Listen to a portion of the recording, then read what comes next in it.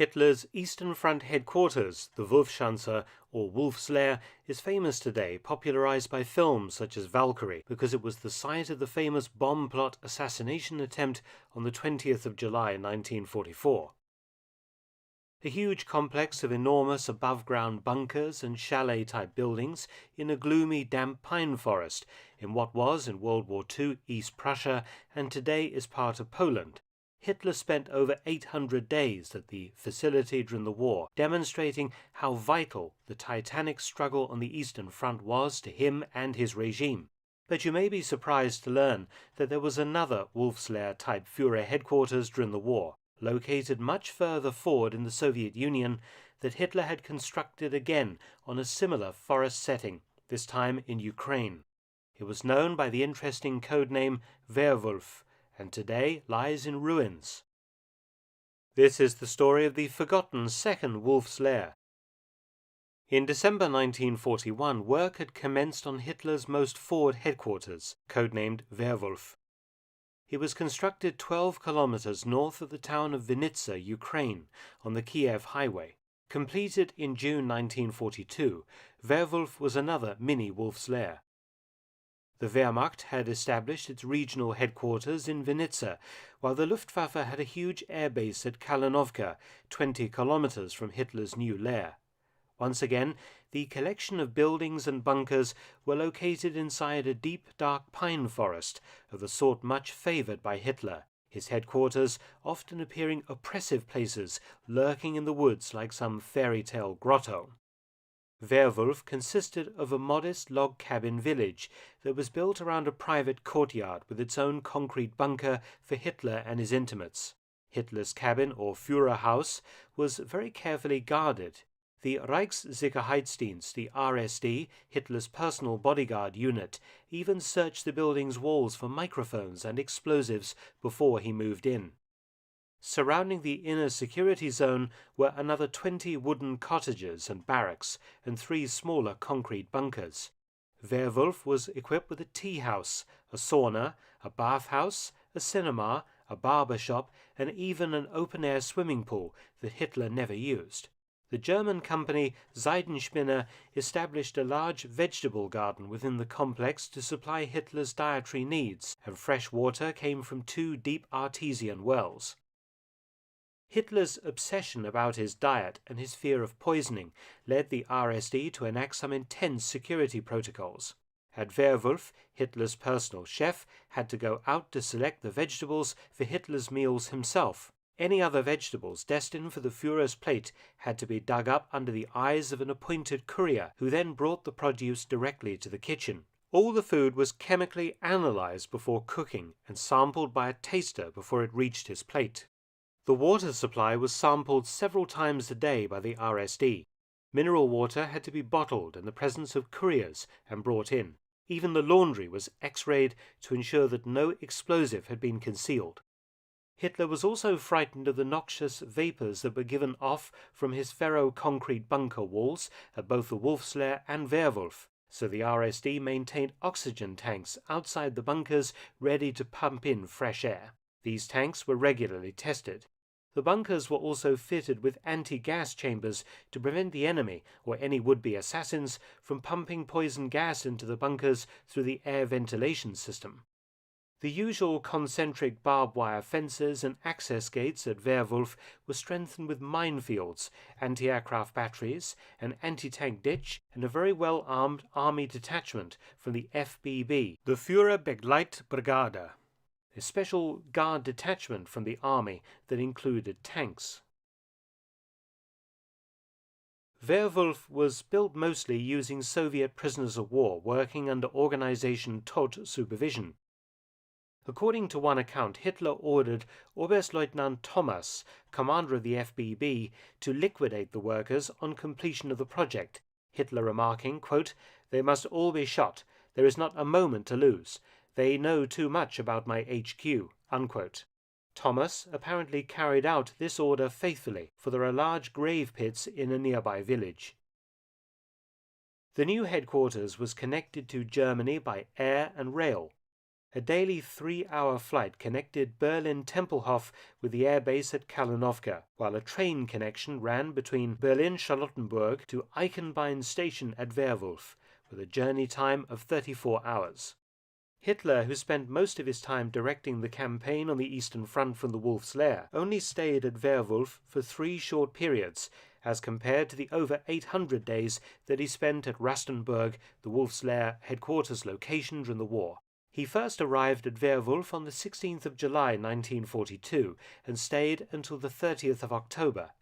The summer temperatures were punishingly hot, with daytime recordings of 45 degrees Celsius. During this first visit, Hitler contracted a very bad dose of the flu, his own temperature touching 40 degrees. Hitler was not only feverish from his illness, but also perhaps because he believed that the Red Army was about to collapse. He was pressuring his generals to take the city of Rostov as the panzer spearheads reached the Don River deep in the Soviet Union.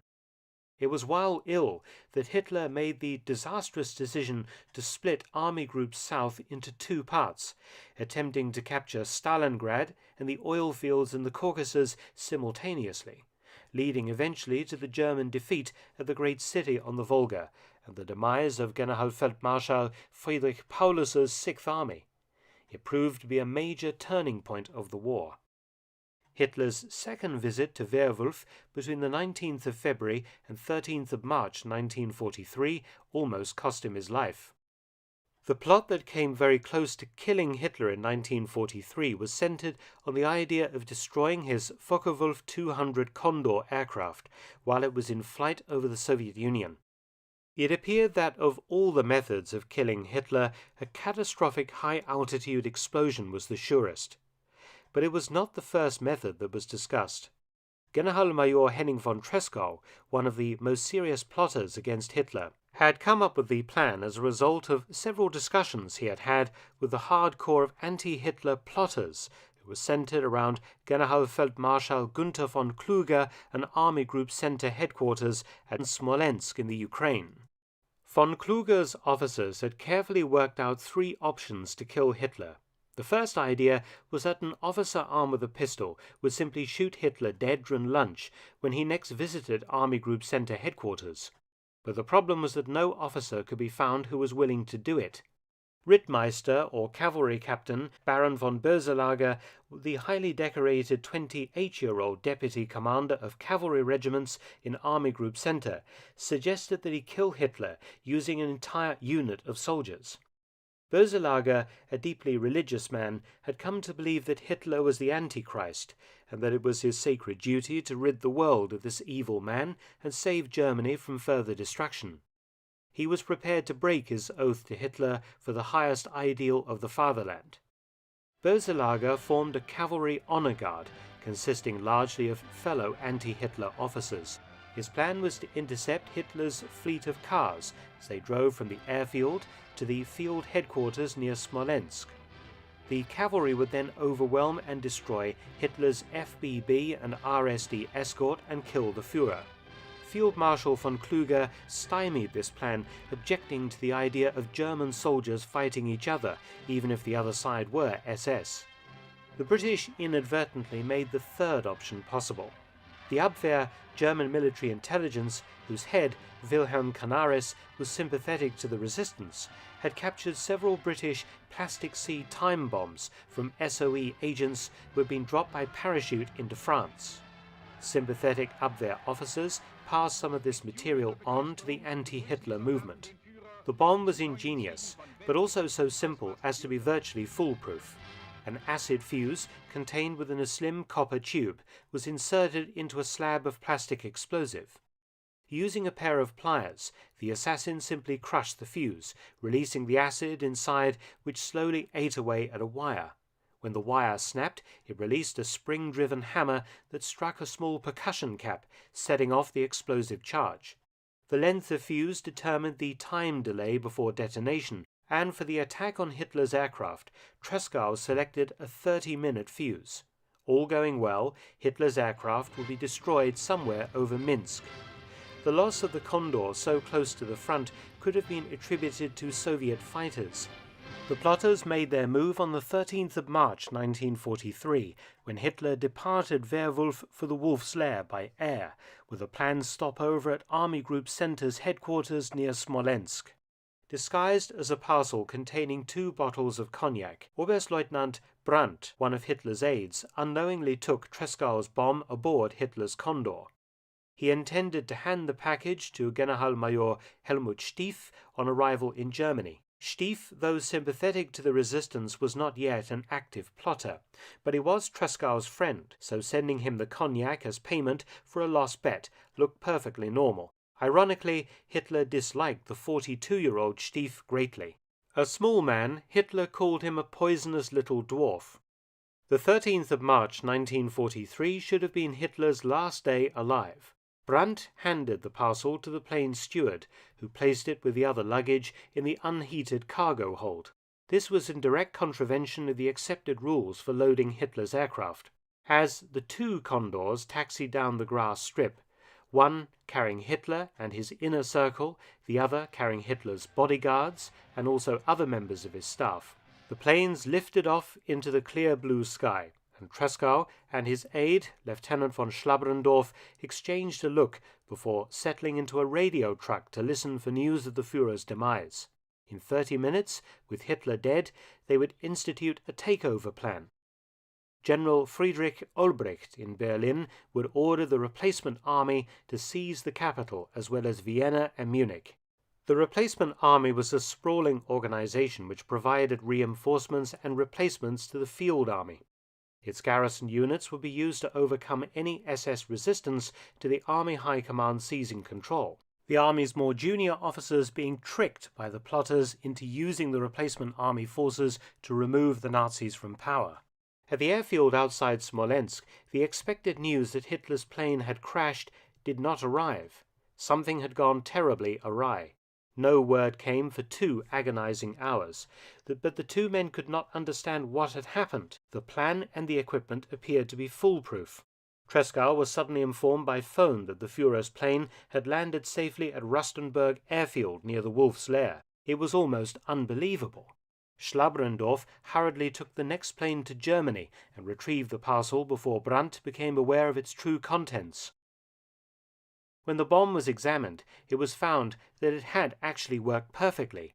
The acid had released the spring hammer and struck the percussion cap, but because of the intense cold inside the unheated cargo hold, the percussion cap had failed to detonate and the bomb had not exploded.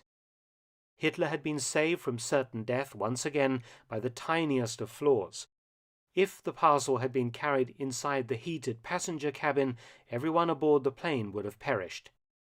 Hitler left Werwolf for the last time on the 15th of September 1943, and thereafter only minimal security was maintained at the facility. As the Red Army began to advance on the Reich, Hitler ordered that the complex be destroyed. The SS carefully demolished all of the buildings in March 1944, leaving just huge chunks of concrete littering the site. The only thing that survived intact was the open-air swimming pool.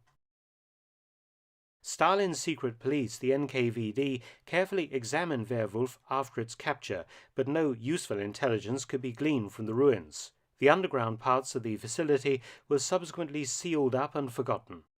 Today, a small museum interprets the site, and there is a memorial to the murdered Soviet workers who built Hitler's other Wolf's Lair. Special thanks to Film Hauer for archival footage. Please visit their channel noted below for more fascinating footage from this period. Please also visit my other YouTube channel, War Stories with Mark Felton, details below. And also, you can help to support both of my channels at PayPal and Patreon, details again in the description box below.